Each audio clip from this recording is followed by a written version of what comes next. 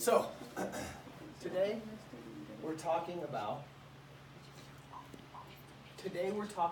just the opening paragraph. Okay?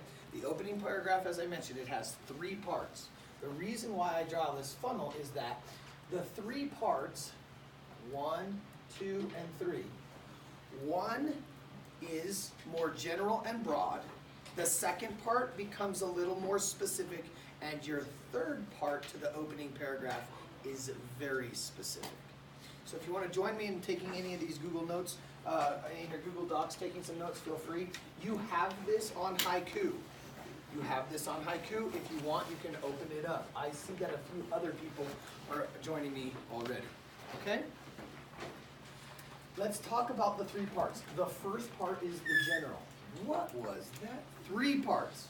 Okay? The first is the general. Okay? The general statement is going to take something very broad, very general, and talk about that.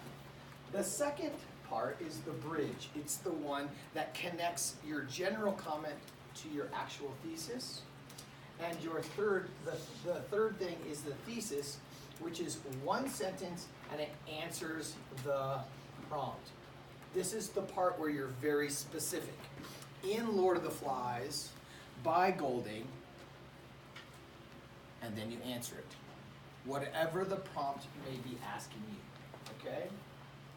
Now these are very general types of statements.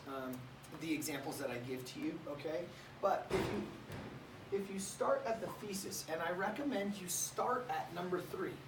When you get a prompt, I want you to start at number 3, the thesis. Start there and answer the prompt. And actually, you can work backwards. It's a little bit easier. So when you get your first writing prompt for Lord of the Flies, Derek, when you get your first writing prompt for the Lord of the Flies, go right to the thesis. Go right to number 3 and answer the prompt. The example here is... Come on now. In Phyllis Wheatley's poem to His Excellency General Washington. Author, title. And now I'm going to answer the prompt. Similar ideas of bravery and goodness are shared with the survivors of 9/11. So in this prompt was asking something about what? Based on our thesis, what is the prompt about? 9/11. Yes.